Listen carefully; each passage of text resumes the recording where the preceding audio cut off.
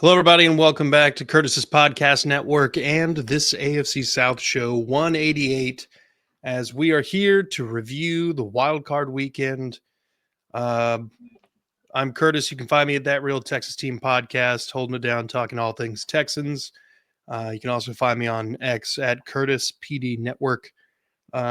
With me, as always, my resident co-host Isaiah, aka Duval's Finest, aka the Glitter Kitty Conquistador, and the host of Third and Teal.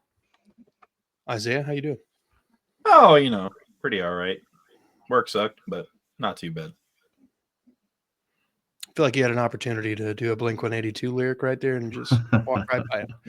But that's fine. That's fine. I was just too tired for that. I feel that, and I respect that. Down here at the bottom, filling in for Jeff, a regular face here on the channel, Justin, aka Kingmaker Sports. Find him across all social media platforms at Kingmaker_DFF.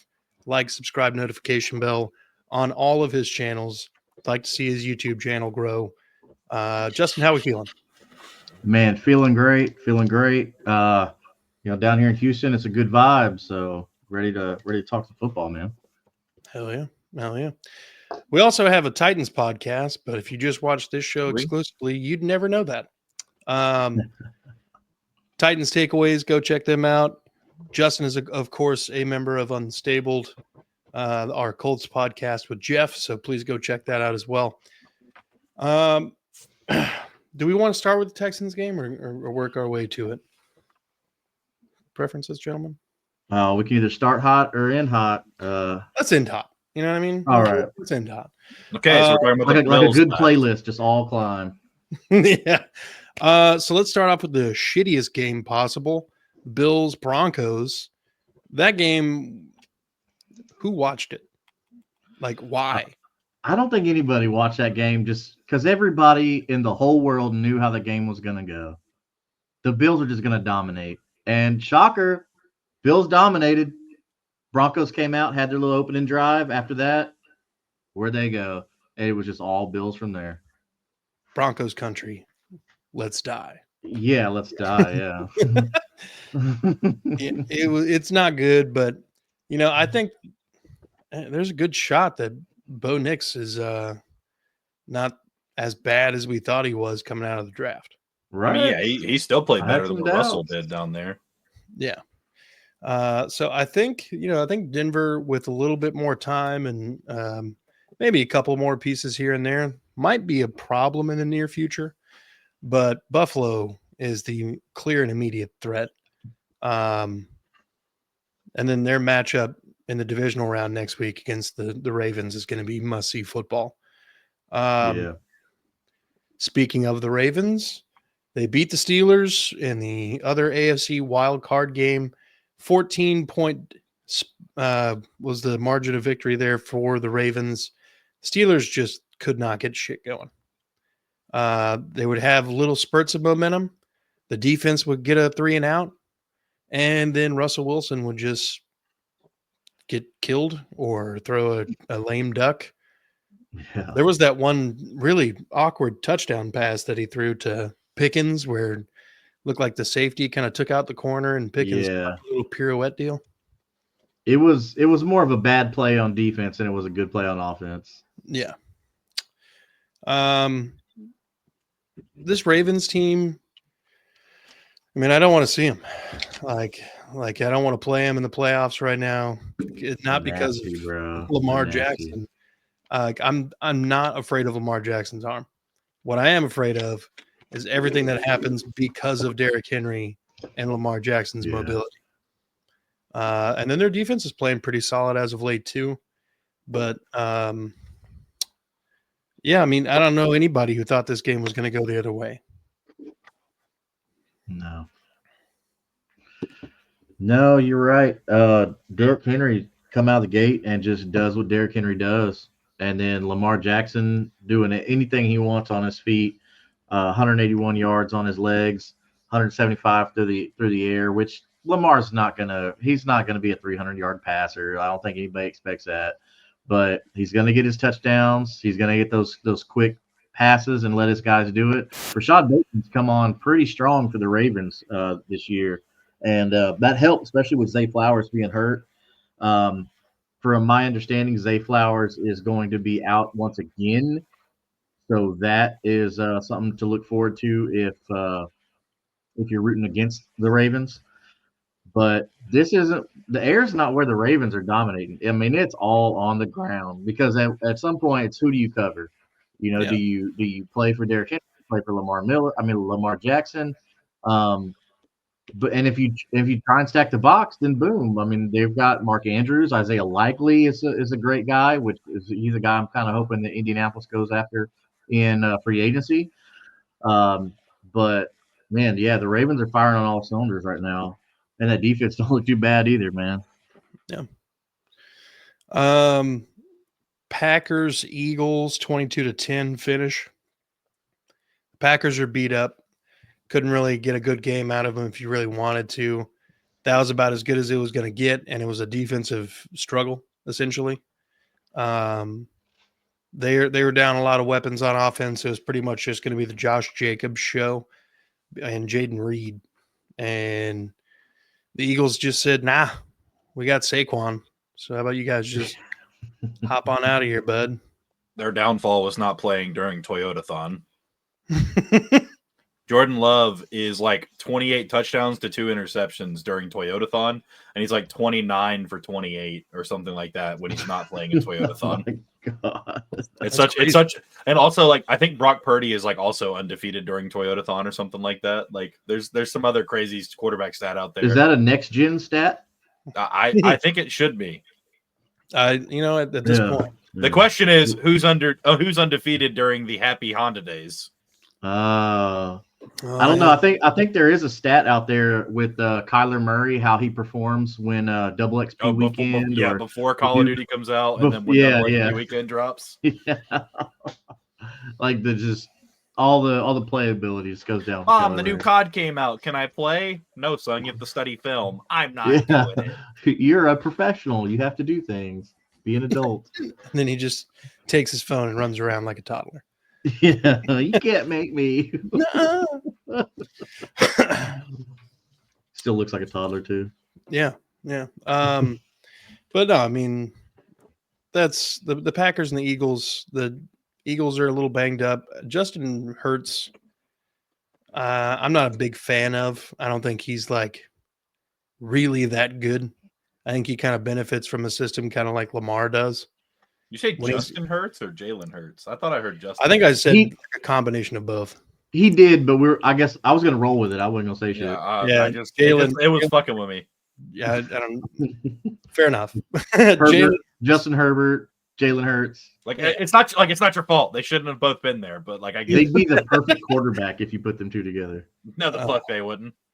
Come on, show some love. Justin Herbert's terrible, bro.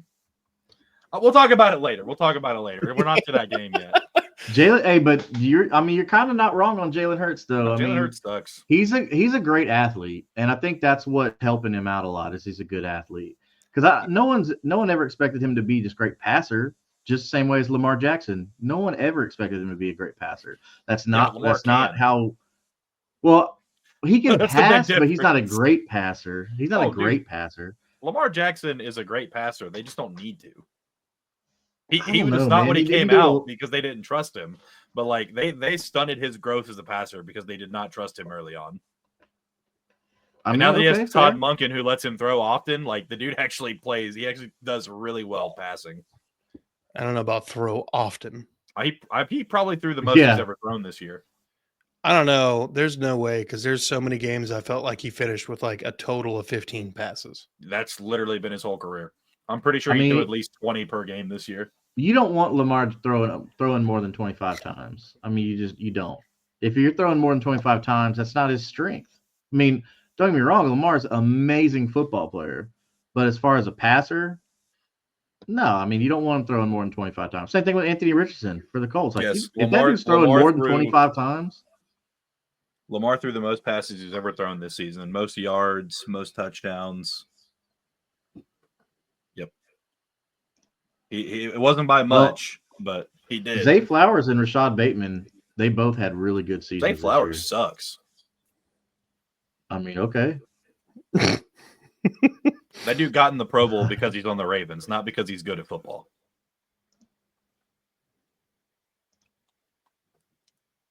He was like the 7th best receiver in the AFC and got in the Pro Bowl. I mean, 1,000 yards. I mean, 1,283 for Brian Thomas and 11 touchdowns. Oh, there were definitely some robberies. Like, don't get me wrong. There were some robberies that Zay Flowers is great for a it. clutch time catch to be dropped. Yeah. Hey, though, Rashad Bateman though for that team has been crucial this year. I like Rashad Bateman. Almost 800 yards this year. They haven't had in a long time like a quality like number 2. And they got a good little tandem right now with Flowers. They really haven't had a quality number 1 in a long time either. Well, that's the Lamar Jackson factor, though. Just he's been running it. Yeah, it kind of. But Harbaugh, I don't think Harbaugh likes to throw it anyway. No, I mean he's a lot like the other Harbaugh in L.A. that we'll be talking about here in a minute. They want to play bully ball. They threw it almost 500 times this year. Yeah, but it's like I'm looking at it. Yeah, 474. Yeah, I mean, they threw almost 500 times, and that's a lot of throws. I'm curious of what the average distance is. Probably like 3 or 4. Who knows? Let's see. Yards per attempt, 8.8. Okay, so he's not chunking. That's actually really good. Yeah, 8.8 is actually really high. He hasn't. So Mark Andrews has been. I don't think they got many more years of Mark Andrews, so they're gonna have to figure something out. Year. Like, do you sign Isaiah Likely long term? Do you let him go? Do you draft a guy? I mean, there's a couple good tight ends coming out. I mean, you're not gonna. What's that? I was about to say, I think Likely's only 24 or 25. I mean, you might as well he's young. Him. Yeah, exactly. Yeah, especially and he's coming into his prime, and you saw it this year. Like, I don't see a reason why you shouldn't re-sign Isaiah Likely. Don't let him hit the market because he's gonna get paid. Mm-hmm. And he knows your system. And then we know that tight ends take a long time to develop in the NFL. So don't go draft a guy and say, okay, well, this can be our, even if it's a Tyler Warren, a Colson Loveland.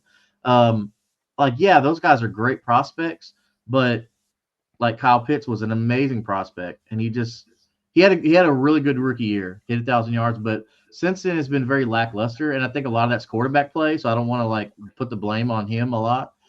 But tight ends, they take 3, 4, sometimes 5 years to find that groove in the NFL. Bro, Isaiah Likely's there, so the Ravens need to sign him. But anyways, Isaiah Likely is a great third option if Mark Andrews is going to take a back seat. I mean, getting those tight ends involved is how the Ravens have had success in the past. Kyron Williams might have just ended his career. I mean, the fact that he's walking right now is pretty incredible. I mean, I'm going to say this, and it's going to sound weird, but it's going to make sense when I explain it. Kyle Pitts is the Michael Pittman of tight ends. Like, he's big, has all the catch radius and all like the talent you think a receiver needs in the world, but he is not a red zone target. Michael Pittman has had like 1 touchdown in the red zone in the past like 5 years. Yeah, and he's 6'4", 230 pounds. Right. Whereas like, he should be being used. Yeah. Yeah, I mean, and like Pittman, he's what, 6'5", I think he's 6'6", like 250, 245. Yeah, like, guy, and they just don't use him in the red zone. And then when they do, he throws it up to the other team for Michael Penix's first interception. Well, and we even like the Colts even have a giant named Wiley Cox. Not using that guy in the red zone either. Like, they have not used the tight ends in Indianapolis at all this year. That is a gaping hole that even Chris Ballard admitted to. Yeah, well, that's because Joe Flacco's a well-rounded quarterback. Like, he's a real quarterback. So I think he threw 1 or 2 touchdowns to Likely in the red zone against us. Yeah. One, it was I took right from my fucking. I'm not happy about it because our safety was like, let's put safety on this guy, and he was like, no, I'm 6'5", 260. You're not taking me. Apparently, Ryan Nielsen, everybody hated him too. That's cool to know. Yeah, I mean, they said he was arrogant as fuck, and like he wouldn't answer questions for people. Like, yeah. What was the injury that I mean, not that it matters because they lost, but as far as Jaden Reed, I want to say he got hurt, didn't he, in the game? Did he come back or no? I didn't watch it. I don't know. Oh, dislocated shoulder. That's what it was. Yeah. Okay. But yeah, man. Did you watch the Washington Buccaneers game last night? No, I saw a couple clips today, like when Baker ran over Bobby Wagner and Jaden Daniels getting thrown helicoptered 600 feet into the stands, and oh man, that was definitely a meme game. I love it when people just bully the crap out of somebody while they're running it. Of course, you mainly see Derrick Henry doing that to people, but and it's completely Patrick Mahomes' fault. But that was absolutely a late hit on a fucking Jaden Daniels too. But like he wasn't taking the chance of him faking going out of bounds. Yeah. I don't blame him though. I don't blame the defenders from not. You have not to do shit like up. that because if you do pull up next time he's going to stay in bounds, and then you're getting bitched out in the film room after that. Mm-hmm. Right. You'd rather just ask for forgiveness later. I mean, it sucks that it costs your team yards. You know, you're giving the offense free yards, but I don't even think like you said, if you don't, man, that guy's going to cut back in and take off. Yep. But yeah, I mean, how about Jaden Daniels though? God dog it. He's good, man. Like if he wasn't a rookie right now, would he get a couple MVP votes? Like one or two at least? Well, Bo Nix had a better season technically. Well, yeah, because he came in and he threw 31 touchdowns, 4,200 yards. Like he had a really good season. So did Daniels, but yeah, but these voters, I mean, it's all about the promotion. You know, like are you at like how well are what's the word I'm looking for? Like how easy are you to digest to the fans? Like Jaden Daniels, the new hotness coming in. You know, like Lamar. Everybody loves Lamar. Like Lamar, he just lights up the field whenever he's on there. And of course, you know, he's going to be the MVP.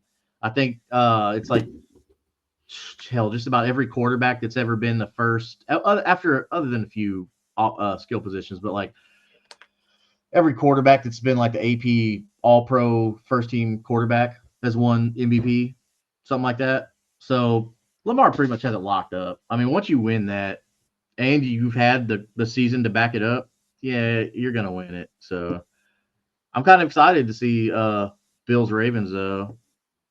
Like, I think that's going to be cool to see both of them quarterbacks go at it. Yeah, it's going to be a matchup for the history books for sure. Yeah. I wonder what rules will change now after that game. What do you mean? Well, it feels like every time the Bills play a playoff game and lose, there's a rule to change after the game. Oh. So like the last time they played the Chiefs in the playoffs or whatever, and they had the overtime walk-off touchdown for the Chiefs, they changed the overtime rules. Oh, okay. I don't know. Yeah. I mean, I feel like they overreact to that stuff. Like that was one instance that was super rare. So let's not make new rules that are going to screw things up in the future just because one time it happened, you know, like, yeah. And it probably hadn't happened, but 50 years ago, another one time, you know, so hopefully they don't overreact to stuff like that. We'll see. We'll see. They'll be like, you can't have a running back who weighs more than 240. Not when you're playing Josh Allen and the Bills. Oh my God. Now does that include fullbacks too, or just designated running backs? Designated running backs. Okay. So Patrick Ricard's big ass could still do it. Yeah. Imagine they had that rule when the bus was still rolling. Oh my God. If they would have had that, 240? Is that what you said? Yeah. No running backs over 240. I was making fun of how like every time the Bills lose in the playoffs, they change a rule. Like, yeah. And I was what are you talking about? No running backs over 240. I was like, if the Ravens beat them, they'll be like, the new rule will be like, you can't have a running back who's over 240. I got you. I missed the Ravens part. Yeah, that makes sense. Yeah. Anything they can do to just get Bills Chiefs in the AFC title game. Yeah. Yep. Essentially. Yeah. God, that's gonna be such a fucking game to watch. Yeah. I'm still holding my pick, Ravens Lions in the Super Bowl. So far it's looking pretty good. Well, yeah, one of them was a bye week, so you had that one as a 50% lock. You're halfway there. Well, I don't think the Lions are going to have a problem with the Commanders. All right. Was it Eagles? Eagles are facing the winner of tonight, Rams Vikings, right? Yeah. So it looks like it's going to be the Rams if things keep going the way they're going. I think the Eagles will probably take the Rams. So we'll see Eagles Lions in the NFC Championship, which would be I think that'd be an awesome game to watch. Lions Eagles. Yeah. And then, man, Chiefs Texans are going to be weird, dude. Like, because the Chiefs, they always find a way to make some weird stuff happen in their favor, always. But the Texans, I tell you what, man, the Texans cannot play the way they've been playing. I mean, don't get me wrong. Like, Stroud had a quiet, good game. I mean, 282 yards, 1 touchdown, 1 interception. So quietly, like, he did okay and through the air. Don't get me wrong. But I think they were onto something, though, like hitting those slant routes, those quick out routes. He had the one picked off, didn't he? Where he hit the out route and somebody got him on that. But, dude, they were just giving him all the slants. Everything was open. Dude, if they keep doing that, do it. Nico was eating, man. I'm telling you right now, as an avid Texans fan, the moment Stephon Diggs got hurt, we stopped running slant routes. Well, they woke up. They woke up and started running them again. Yeah. And they worked. Yeah. They were open all game. The whole time. Nico probably had one of his better games of the last little bit here. And the 42 rush yards. Dude, the one long scramble that CJ had, it looked like he found a new gear to run in. Like, it was the fastest I've ever seen him move. Yeah, and he's not known to run, man. No. He's your pocket passer. Yeah. But he showed he's got some wheels. A little bit of wheels. He turned it on a little bit. But yeah, dude, Nico destroyed him. 122, 7 of 8. Nico was getting it, and a lot of that was slant that he broke, slant or outs that he broke off, and that was good. Imagine the damage that could have been done in this game with Tank Dell and Stephon Diggs healthy. Yeah. God, man, like to have those options. Yeah, literally the entire reason that we brought Diggs in was to be like, well, at least we'll have maybe 2 of these guys on the field at the same time. No. And Diggs was what, a 2-year deal? No, when we traded for him, we inherited his contract with the Bills, which I think was a 3-year deal. And then we renegotiated with him and moved his money around so that basically he would get like $22 million this season, and that would be the end of his contract. Ooh, okay. So you have an out then. That's good. Right. That's good. Does that open the door for T. Higgins maybe? I don't know. From what I understand, Stephon Diggs sounds like he would definitely be open to coming back to the Texans. He seemed to fit pretty good from what I saw. I mean, I'm not a Stephon Diggs fan, but he seemed to fit the offense. He did, and he's apparently really good friends with CJ at this point. The press conference after the game, CJ said that the first conversation he had that day with anybody was Stephon Diggs calling him and telling him that he was proud of him, he loved him, and he's going to be praying for him today. And I was like, nice.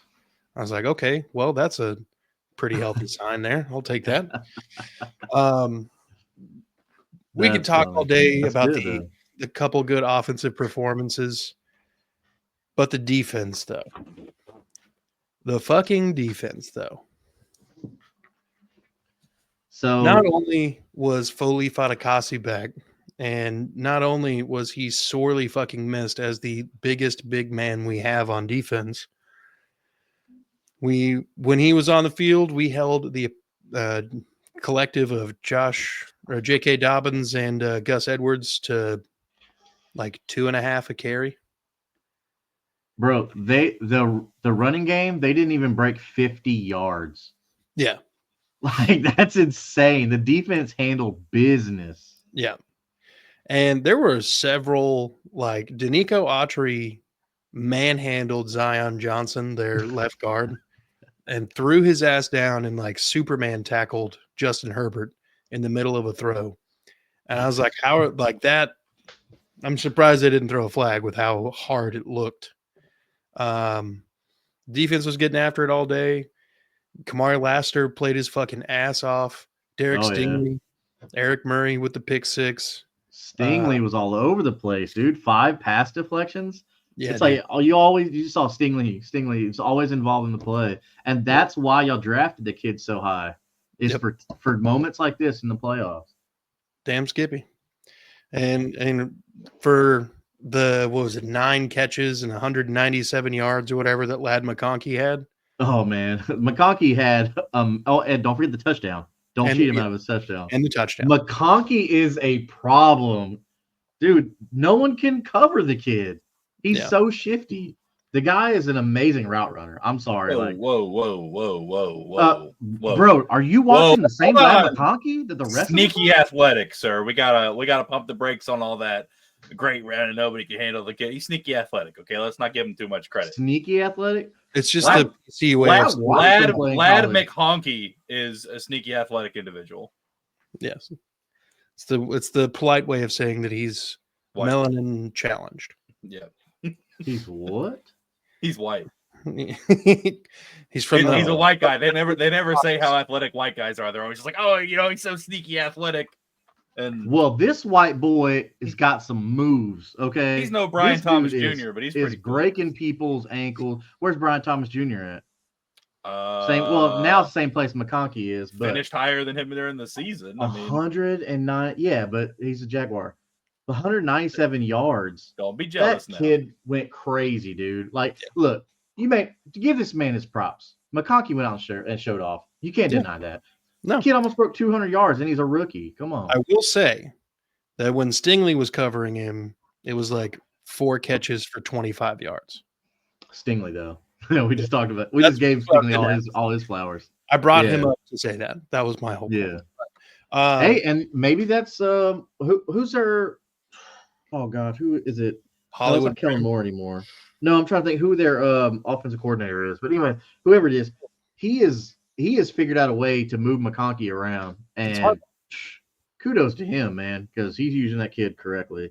He's the only reason that Justin Herbert salvaged anything yesterday, because the Texans defense was in Herbert's face all day long.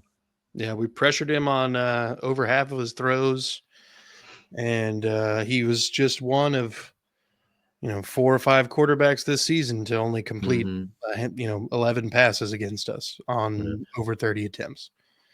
So somebody on the Texans defense that I don't think we're given enough credit to against the Chargers was Will Anderson, dude. Yeah, Will Anderson was involved in just every play, it seemed like. Yeah, I mean, he was always around Justin Herbert. What did they have? 1.5 sacks. Okay. But 3 QB hits. That's why you're right there. Like, he was always there. And again, that's why you drafted the kid so high. That's why you moved up to draft him, because of situations like this, man. But Will Anderson, I know he didn't have a lot of tackles or whatever like that, but God dang it, dude! Like he was one of the driving force for that defense, I think. Yeah, absolutely. I mean, there was one particular stunt that he pulled where he roped back inside. And I thought he was about to kill Justin Herbert, but Herbert barely gets it off. And Will Anderson is hitting his arm as he's throwing it. I think we just barely, he just barely got it past one of our defenders. It might have been intercepted. Well, he's credited for 2 pass deflections, so yeah, he's getting there. Yeah, he's emerging. Are we seeing early signs of a JJ Watt? I mean, just always in the quarterback's face. Shit, I'll take it. But he was a better prospect coming out. We'll see if that can translate. So far, it's looking pretty damn good. It's true. Will Anderson Jr. is quickly becoming one of the better edge rushers in the league. And I think with Danielle Hunter being in the building, teaching him, what it means to be a consistent All-Pro, Pro Bowler caliber. The sky's the limit for this young man. Oh yeah, he's got good people in there to follow. I mean, Danielle Hunter, like you said, it's always been good. Yeah. Another person who's not getting a lot of flowers from That Real Texas Team podcast most of the time. But after last week, we were giving it to him. Eric Murray, who has stepped in to play the star role that Jalen Petrie was playing. And then Jimmy Ward when he got hurt. And so with no Jalen Petrie, no Jimmy Ward, Eric Murray is playing that role to a T. They are rolling Kalen Bullock around, and he's cleaned up a lot of the blown coverages that we saw allow a lot of large touchdowns. Like the one that jumps off the memory to me is the Josh Downs like 75-yard touchdown where there's like just nobody around him. That was Kalen Bullock just being like, wait, were we in cover 2? Is that what we were doing? I'm Ron Burgundy. I'm Ron Burgundy. Dude, you're right, man. Eric Murray, I mean, led the team in tackles for the game, and he's just like Will Anderson. He's everywhere in the secondary, making tackles. He's involved in plays. So, I mean, dude's got a touchdown now. So, for a guy that we were anticipating to only see on special teams this year, yeah, and that's what he's getting paid to do. He's getting like it's on like a 2-year deal for like $5 million. Like, not getting paid starter money. He's, I think, in his late 20s. He's not anything to write home about in just coverage, generally speaking. Yeah, but you want to keep him on your team, though. Oh yeah, probably because Jimmy and Ward, he doesn't have big name recognition, so you could get him pretty affordable. Yeah. So I mean, if anything, it's good depth to potentially become a quality starter. You know, at least for the next 3-4 years. You know, let's be conservative and say 3 years. Fair. But I mean, Texas defense is looking really, really solid. You don't have many holes to fill on that defense. No. Well, I mean, I do think looking ahead past Danielle Hunter, yes. Yeah. Just because of the age, you know, only. Well, he's 29. But he's them guys though on the defensive line, they take their bodies. God, I couldn't imagine like what the G-forces. That's ridiculous. Those guys are in car crashes all day, especially them guys just launching off the line like that. Yeah. But no, I mean, Danielle Hunter's a great veteran for the team too. And with him being technically under 30, you know, about to be 30, then hell, sign him up for another extension, you know. I mean, he's looking pretty good. So Stingley, God, dog it. I mean, that right there, that guy needs to retire a Texan. Don't let that guy out of the building at all. He is 30, by the way. You were right. He is? Okay. Yeah. I mean, I get it. That's not that old. You know, it's not that old, but still, like, for what their bodies take, you know, I mean, these guys aren't playing. Okay. Calais Campbell, I think that dude's played on most defenses in the league right now, which, you know, you remember Calais Campbell. He did amazing for you guys. I mean, he's like 36, 37, and still putting together pretty solid seasons on a rotation. Yeah. Which is smart if you have that depth to be able to have that rotation, because now like you're keeping guys fresh. Yeah. And I think that's what they were wanting to do in Indianapolis when they drafted Latu. But now I think they're kind of forcing their hand, seeing, okay, this kid's a really good pass rusher. But anyways, we're not here to talk Colts football. We're here to talk some playoff football. But that's good though to have that depth. You know, while you were away, Curtis, I was talking about extending Danielle Hunter and making sure that Derek Stingley retires a Texan. Don't ever let that man out of your building. Yeah. Historically speaking, when we find a corner number one that's consistent, we don't let him leave. I mean, we had Jonathan Joseph here forever. Trying to think. Kareem Jackson was here forever. Hell, you've had some good ones. Yeah. But now kick returners, Houston hasn't done a great job of retaining great kick returners. They always leave. It's like, oh, they do great. Oh, let's let them go. Yeah. You know, J.J. Moses, Jacoby Jones, like just to name a few, you know. Drew Mathis. Yeah, like bye. Like, why, man? you can't take for granted the importance of a quality kick returner. Okay. Right. Like, you want to get in good field position. So if you find that guy, you keep him. Yeah. Ugh. Fortunately for us, that guy lately has been Dameon Pierce. Yeah, I mean, it's good that the team has found a way to keep him involved because, I mean, he wasn't a great prospect coming out. He's a decent running back. He Go did really Gators, well baby. for you. Do what? I said, go Gators, baby. Go Gators. Yeah, he Decent. killed it. He was He killed it for the a good Gators, man. prospect coming out.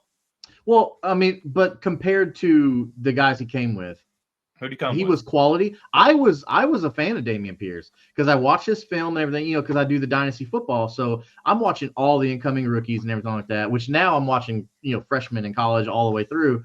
But I liked the way he moved. He was shifty. I was excited that he went to Houston. Now, did anybody expect him to be this bell cow back? No, that wasn't his game. That's not how Florida used him.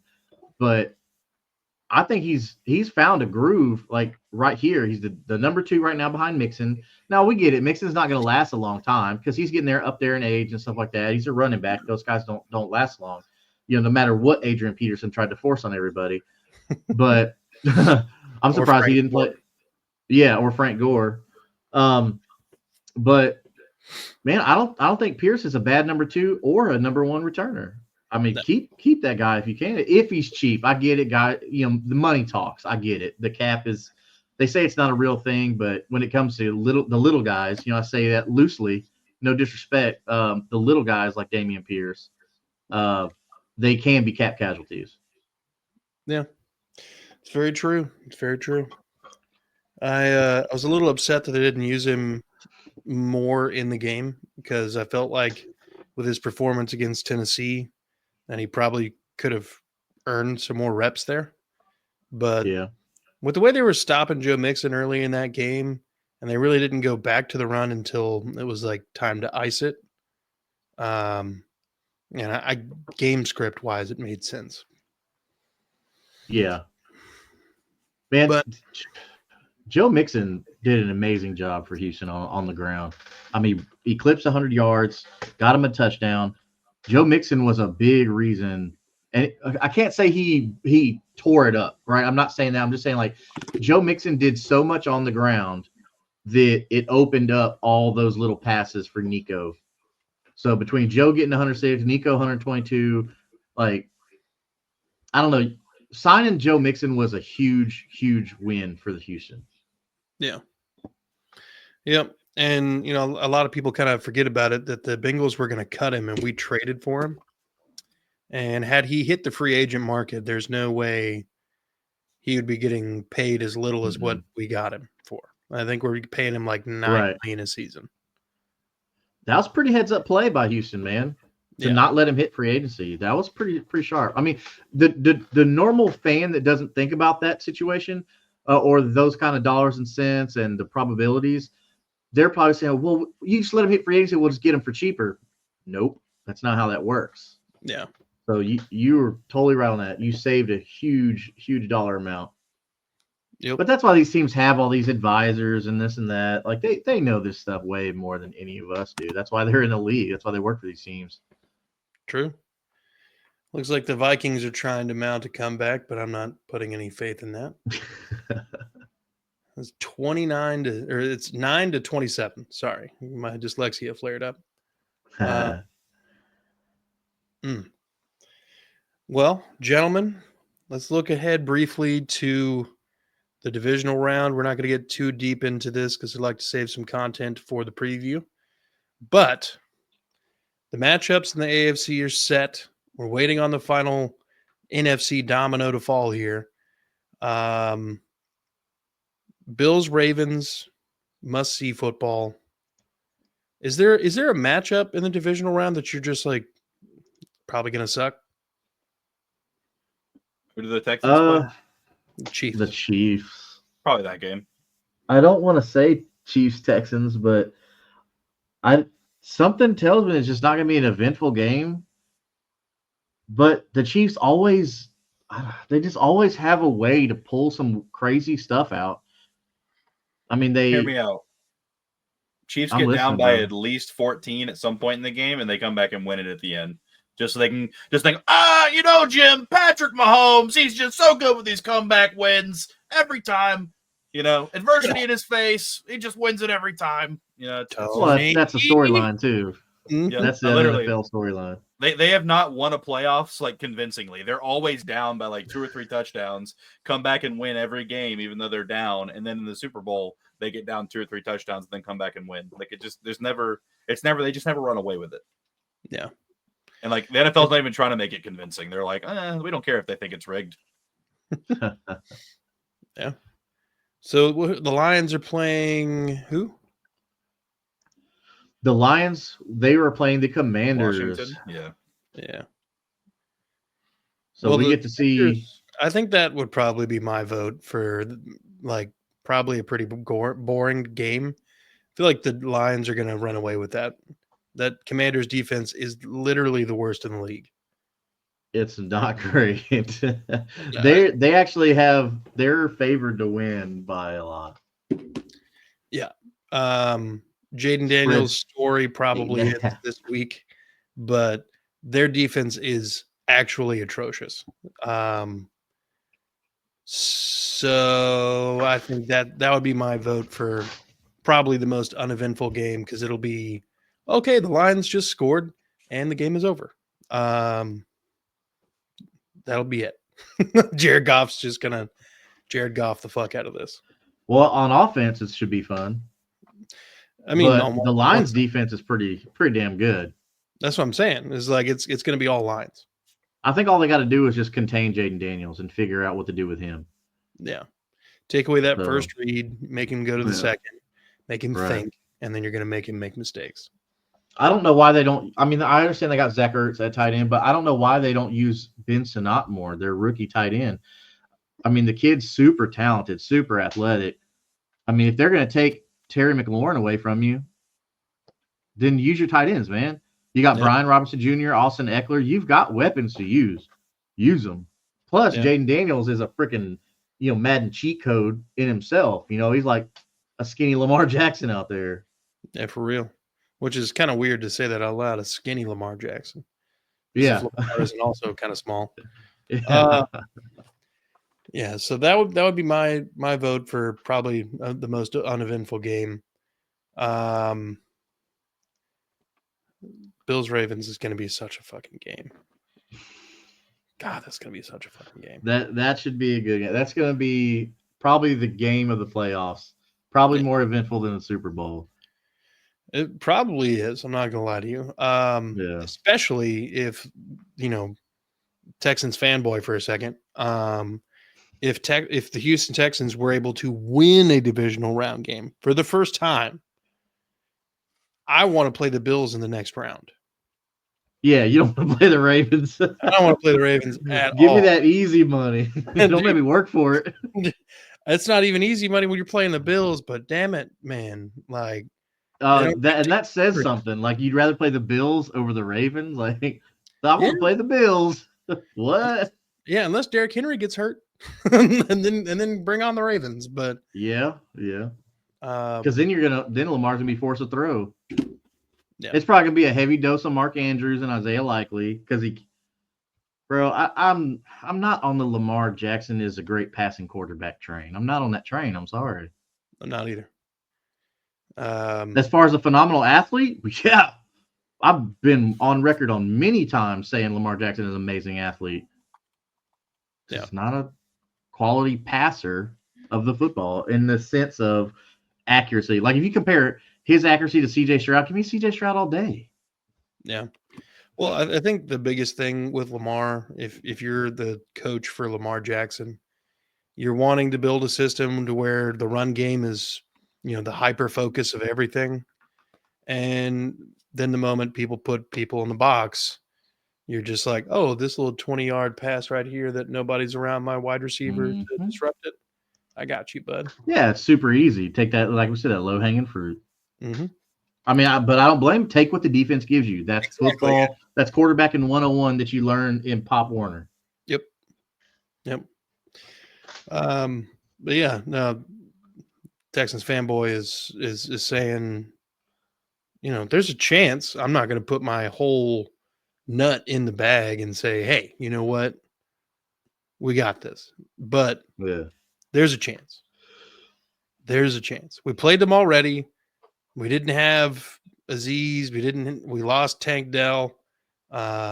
We had a bunch of other kind of moving pieces. Shaq Mason got hurt in that game.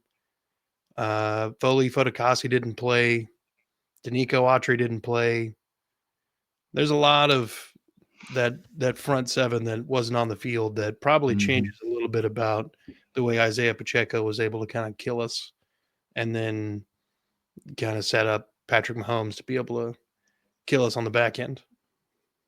Yeah, I don't think this is going to be the same Chiefs. I mean, I think the Texans are going to figure it out. I believe in D'Amico Ryans, man. I believe in his defense. I think that they're going to be able to game plan properly because there's nothing new on this Chiefs offense. Nothing new. The same old Travis Kelce, who has not. No way Travis Kelce should be in the Pro Bowl, bro. No effing way. That Kelce goes to show you right there that didn't he make the Pro Bowl? Yeah, he's Travis Kelce. Yeah, like what his name's Travis Kelce. Like, no one cares who you're dating. Like, you had a bad season. You should not be in the Pro Bowl. There are plenty of tight ends that should be there ahead of him. Yeah, the expression is when it comes Travis to Pro Kelce. Bowl, That's the expression. Yeah, he's a Kelce. Yeah. Bowl, you usually get there a year after you should, and then you're there a year later than you should be. Yeah. I mean, he's Travis Kelce. He's going to be a future Hall of Famer. Like I get it, man. But you haven't. The Pro Bowl is for these guys who are out there busting their nut to out here get their teams to where they need to be. Hey, Travis Kelce has been insignificant all year. You see what I did there? He's been insignificant all year, and then he has a couple of good games. Like, oh, he goes to the Pro Bowl just because of his name, who he is. I'm sorry, man. Like, they failed on that. They failed on that. Yeah. Just like your boy Brian Thomas Jr. They failed him. Yeah, I think third best receiver in the NFL, like overall, and doesn't even make the Pro Bowl because he's. Yeah. And I love how they always say small market, but dudes like Myles Garrett make it. Now, again, I'm not saying Brian Thomas Jr. is the best player in the game, like Myles Garrett is the best edge rusher, but if you want to talk about small market, a team that lost more games than we did, but that's why Brian Thomas Jr. doesn't make it, and it's because of the small market. Yeah. And with this being the NFL, I'm sorry, man. Like, I don't buy into all that small market. Exactly. I don't buy into that crap. I mean, if you got like 5 people in the stands, then okay, there's another problem there. But if you're the small Panthers, market. Sure. No, it's like my thing is like every single team gets $400 to $500 million a season from the collective bargaining agreement for the TV rights and everything. You can't say it's a small market; they're all making the same fucking money. Right? They can't all make the same money if some of them are insignificant. Yeah, I mean, like in baseball, I get it because of there's no salary cap, so you can pay whatever you want. But if you're calling NFL teams small market based on the size of their city, that's not fair. Yep. Green Bay, Wisconsin, come on. Yeah. Even though Jacksonville is one of the the densest populated cities in America, but somehow we're small market. Yeah, that stuff just baffles me, man. Like, I don't. It's just a way. It's just a way to say bad teams can't have stuff. Right. All it is. It's like a management tactic. Like one of the things I learned when I worked for a corporate company. Like you just say certain things, like word salad, if you will. Like you just say certain things, like little buzzwords that they teach you. Yeah. That's one of the things. Like, oh, it's because you're not a major market team or you're a small market team. Like, just say you just don't collaborate as well as others do. Like, what does that even mean? Just say work together. People don't like you. Yeah, literally. So, last little thing here, and then we'll call it an evening, gentlemen.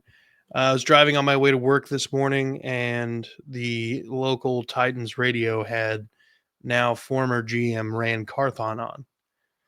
And first of all, he didn't say anything negative about the Titans. Okay. Just oh, shit. I know. Lots of opportunity. It's about to go down. That's kind of what I was hoping for, but dude was just extremely respectful. And I think he probably had the most rational approach to it. He's like, look, at the end of the day, this business comes down to wins and losses. Last couple seasons, we haven't won a lot. That makes everybody's job on the hot seat, including mine. I get it. And I was like, damn, Ram, why do I like you now? I don't understand. Yeah. Stop saying he's no longer employed by a team you hate. I guess. He's trying to get that next job. That's why he's trying not to be unprofessional. In his mind, he's like, yeah, fuck them motherfuckers. I mean, he has to be. But apparently he got fired, and then we had the big snow here while his oldest daughter had been traveling home from school. So they just kind of were all snowed in together and spent a long family 4 or 5 days at the house. And he said that was probably the best thing that could have happened after getting fired, was just kind of unplugging from everything and hanging out with the fam. And I was like, that's cool, man. I was like, God damn it, just be a Texan now. Yeah. Just get in come on. I mean, they got a guy down in Jacksonville that literally nobody likes, that the fans want replaced. Yeah. So there you go. There you go, Mr. Rand. Let's see if you can go run Trent Baalke out of the building. I don't think I want Rand Carthon. I don't know. Anything's better than what you got. I mean, yeah, but that doesn't mean I want him. Okay, that's fair. You want Chris Ballard? I'd rather Chris Ballard? Fuck no, absolutely not. I'd much rather have Rand. I'd rather keep Trent. I don't want him either, man. Come on. I'd rather keep Baalke.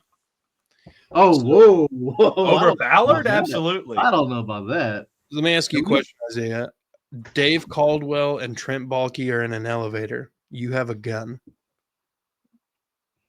All right, get in the line. And one bullet. One bullet. I choose myself. That's at least I don't have to watch. Yeah, that's the right answer. Oh God, that's funny. That's amazing. Yeah, I can't believe your boy Brian Thomas got snubbed the way he did. I can. Yeah, that was pretty dirty. There was a couple Texan snubs. Will Anderson Jr. and Daniil Hunter were labeled as alternates. He'll get like 99 on the fucking top 100. You know, all BTJ. Yeah.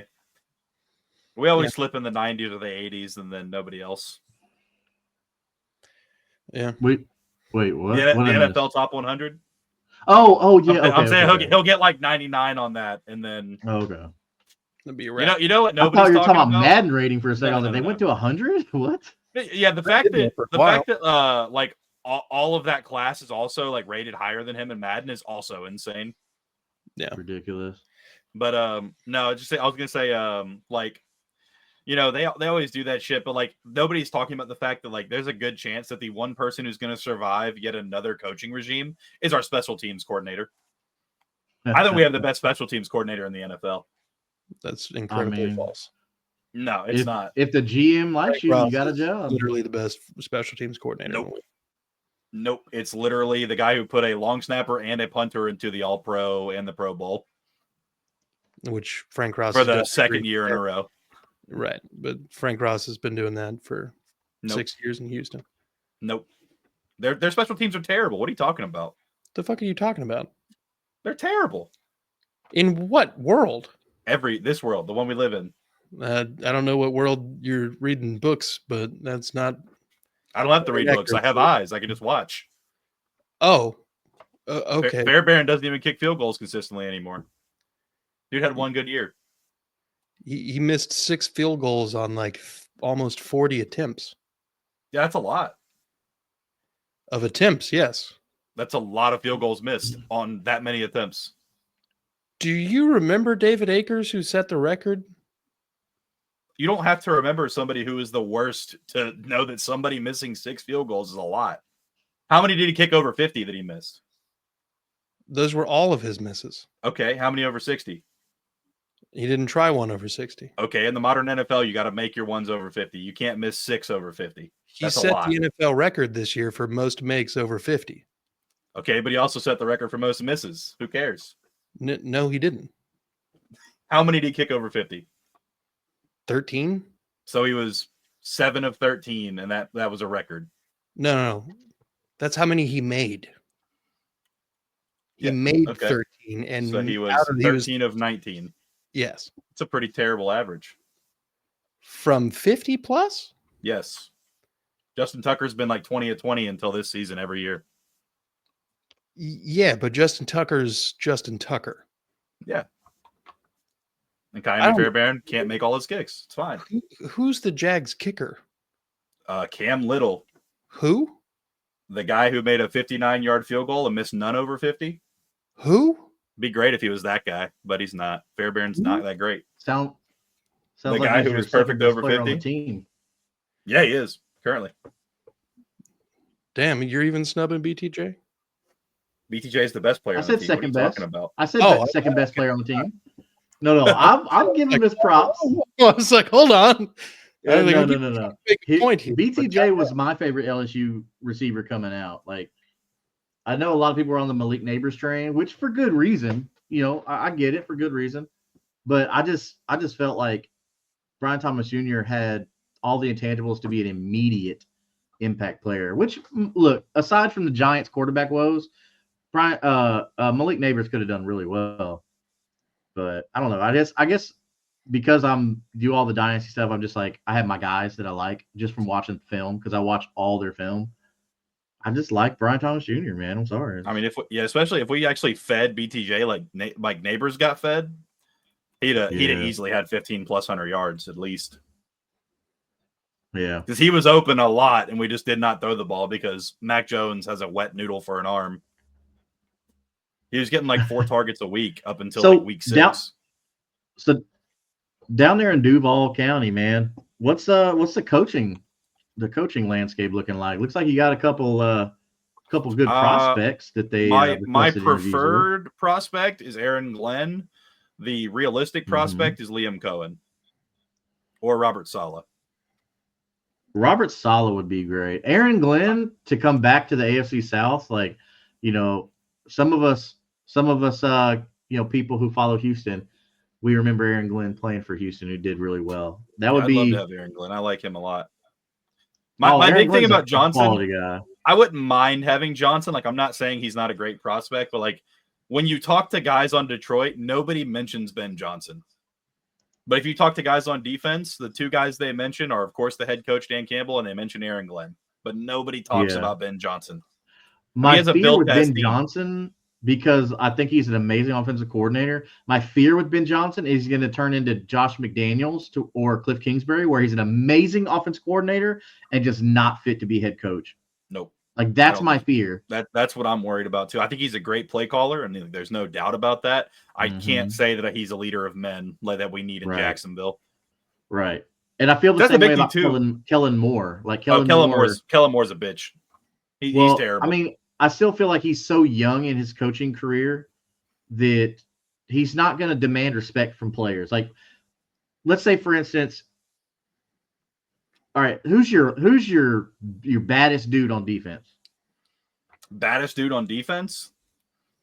I mean, it's got to be either Trayvon or Jarian Jones. So that dude was different this season. So Kellen Moore just doesn't possess the look because he looks like a 11th grader. He looks like a little kid. He looks like Kyler Murray. Yeah. And then 2, he doesn't have a dominant voice, right? So imagine Kellen Moore coming up to that guy and saying, hey, you were late for this meeting, this and that, like trying to just chew into you like a coach. You don't take that guy seriously. And it's nothing against him. He can't help the way he was made. But I don't think Kellen Moore is fit to be a head coach as far as like the characteristics that he has. He's very soft-spoken. He is a small person. Not to say small people can't be coaches, but you have to be like visibly respectable, I guess, would be the way. I'm not saying everybody needs to be Dan freaking Campbell out there, but Kellen Moore is probably a career offensive coordinator.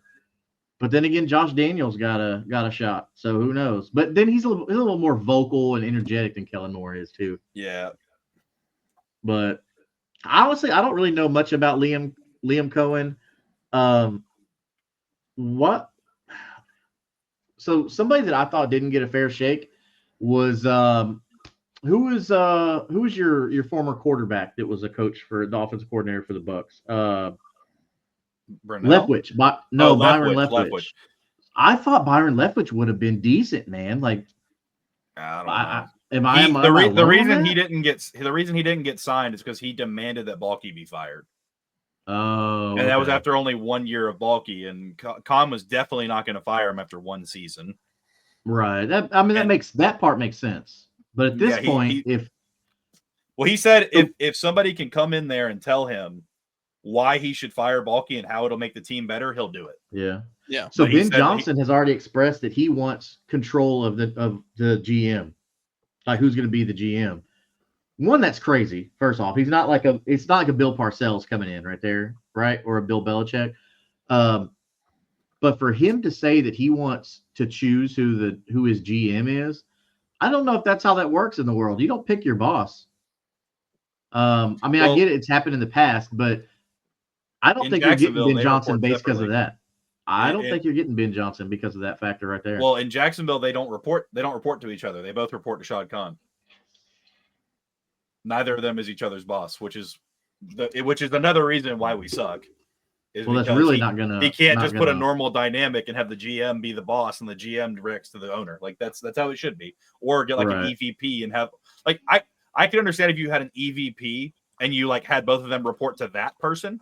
But when you're an owner that's never there, you're an absentee owner, you can't be the guy that everybody reports to. Right. That doesn't work that way. Especially when you don't know ball. Like he doesn't know football. Right. He didn't come into this knowing football already. He came into this as an investment. Or I don't know what he thought it was to be fun or something. The purchase didn't make sense. I don't know how the owners let that happen. But the reason it happened is because he's the only person that said they would keep the team in Jacksonville, and he's kept his promise. That's the only reason he was the one that bought the team. He was the only person.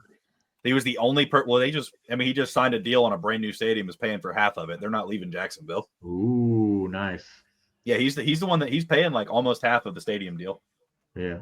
Well, according to Jaguars.com, these are the candidates that they have requested interviews with. You got Brian Flores, the Vikings DC, Joe Brady, the Bills OC, which they can't talk to any of the coaches that are in the playoffs until after their game, after they're out of the playoffs. No, not true. The bye week teams. I'm just going by what they said on Pat McAfee. Well, the bye week teams are allowed to. The other teams are not. So okay. They interviewed Ben Johnson and Aaron Glenn this week already. Okay, that makes sense then. So you talked about Liam Cohen being one of the front runners. That's Tampa Bay's offensive coordinator. Yep. We also have Patrick Graham, the Raiders defensive coordinator. I don't want Ben Johnson, Lions offensive coordinator. Todd Monken, the Ravens offensive coordinator. Kellen Moore, we talked about the Eagles offensive coordinator, who's probably not a good candidate. And a guy that I like, which I don't think the Colts will get him as a defensive coordinator because there's no reason for him to take a step back right now, especially when he didn't warrant this, is Robert Saleh, the Jets' former head coach that they let go this year, mid-season. I think he could be a really good candidate for Jacksonville because he'll bring the same things that me and Jeff talked about on the Unstapled podcast. Is he will bring a force, a presence, and a character that will rise the tide of all the players, because it's not like Robert Saleh did a bad job. His defense was still phenomenal. Like, let's not get it twisted. The defense we saw week 17, week 18, like that was still Robert Saleh's defense. So they're still running his schemes, all that stuff like that. And then the Chiefs defensive coordinator, Steve Spagnuolo. Like some of these guys have been interims. They've been head coaches. We know what Joe Brady was with the Giants are correct, right? Wasn't he the Giants head coach? Joe Brady's the Bills OC. He's the Bills. No, OC. I mean, like I'm talking about former Giants head coach Joe Brady, right? Yes, he was. Yeah, he got fired because he was horrible. He got shit canned quickly. Right. No, I don't want him. Didn't he a former head coach too, Spagnuolo? We're not hiring Spags. Yeah. The couple of those candidates, Brian Flores, Spagnuolo, and I'm assuming Monken, those are all research interviews. Okay. And a lot of teams do that, where they bring in a couple of guys that are like seasoned vets and that are great coordinators, and then they get the information from them, like, if you were to come in, what would you do? Who would you keep? Who would you get rid of? And then it's use their knowledge. It's literally a free consultation, and every team does it. I was listening to something about it earlier, And like somebody inside the Jaguars building told Tony Wiggins that that's basically what those were, at least one or two of them. What I think is going to happen, and what I would love to see happen, is we bring in Aaron Glenn, or it's going to be Glenn or Cohen. I think is going to be who it's going to come down to. I think Aaron Glenn would be good, man. Well, like I want Glenn because then we probably get Dennis Allen as our defensive coordinator, which I would love to have. Because him and they both coached with the Saints at the same time. Who's a good defensive coordinator, shitty head coach. Yeah, so bad head coach. But also, too, one thing I will say about that, he got handed one of the worst situations in the NFL with how Sean Payton left that team. They were like $78 million negative in cap Dennis Allen's first season. They had no first-round pick. Taysom Hill. Yeah, Taysom Hill had that big-ass contract.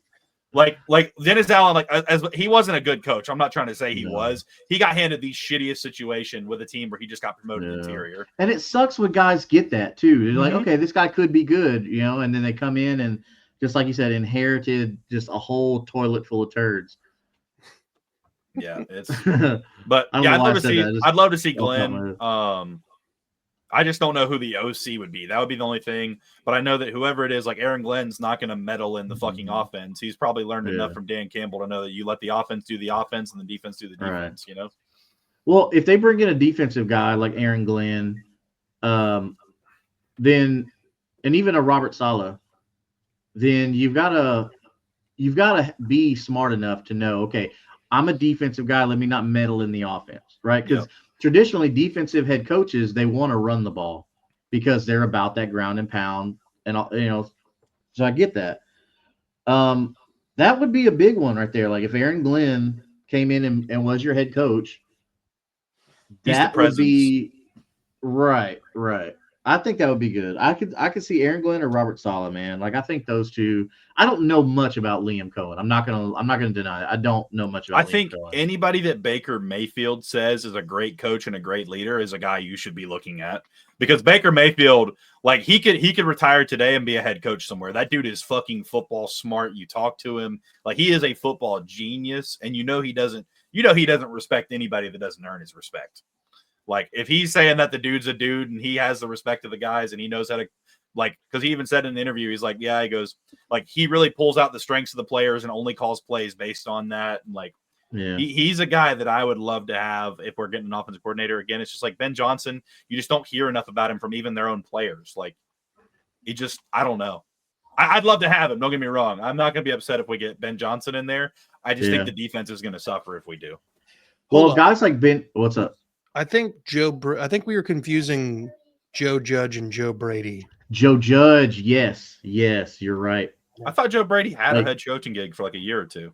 No, did he? Joe Judge was the head coach for the Giants for like 2 years and got fired. Okay, that's right, Joe Judge. Who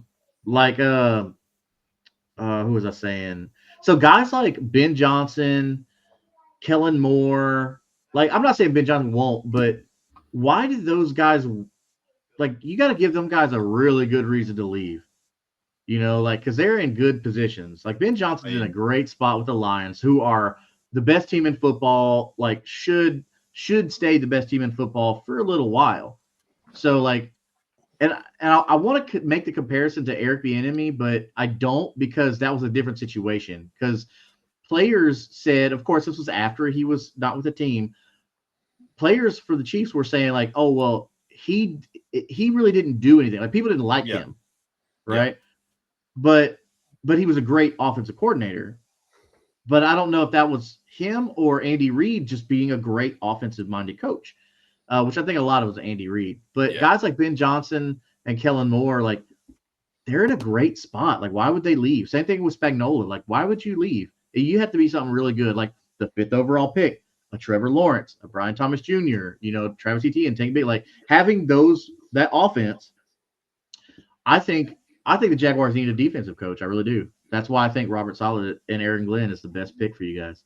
Yeah, I think something that people aren't talking about enough. We need to go ahead and re-sign Trayvon Walker.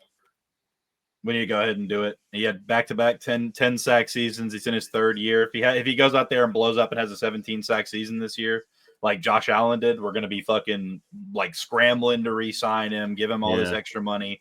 We need to re-sign him right now and just go ahead and get it. Yeah, because I mean, you could save a He's lot of money eligible. by doing it right now. Mhm. Yeah, But yeah, that's all my I take on the Jaguar stuff. I think Aaron Glenn or Robert Saleh. Robert Saleh, if you're looking for culture, right? But if you're comfortable with where your team's at, then go Aaron Glenn. I think Glenn would bring great culture too.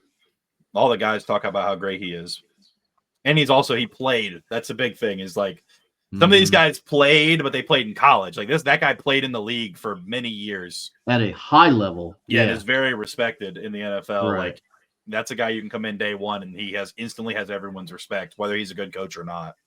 Yeah. But yeah. So Justin, who do you want to come in as the Colts DC? I want Robert Saleh or Aaron Glenn. So whoever doesn't go to Jacksonville, you're going to be like, come on. Well, Glenn's not going. We've got the league tackle king over here. Come on, man. Nah, bro, you can get Deion Sanders. Deion ain't going to the league unless they offer. Like I saw a report earlier talking about the Cowboy Jerry Jones is reaching out to Deion Sanders, but Deion already said, "Why would I leave, man?" Like, but then again, he also said the same thing is he's like, now I don't have a reason to stay because my kids are gone. Like my thing is like Deion Sanders can do the same thing he does in college in the NFL, not be any of the teams that are better than you. Like Deion, like the Colorado Buffs did not play a single team that finished above them in their conference, and they lost to the team ranked right below them. So like, you know, like people are talking about how good they are, but they had a decent season, and they didn't play any of the good teams in their own fucking conference. Yeah, I think Deion's good where he's at, man. I don't even think he's good where he is.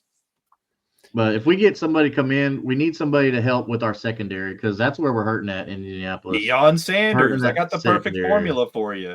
Hey, there you go. If you can bring Deion as a DC, but the thing is, I don't think Deion is going to do well being second fiddle. I think he's used to right now being the guy. I don't know if he can be able to not be the guy. Y'all just got to trade up and get Travis Hunter, and he'll come. Yeah. Well, Chris Ballard already talked about not having distractions after the whole Zaire Franklin, Pat McAfee debacle in his press conference.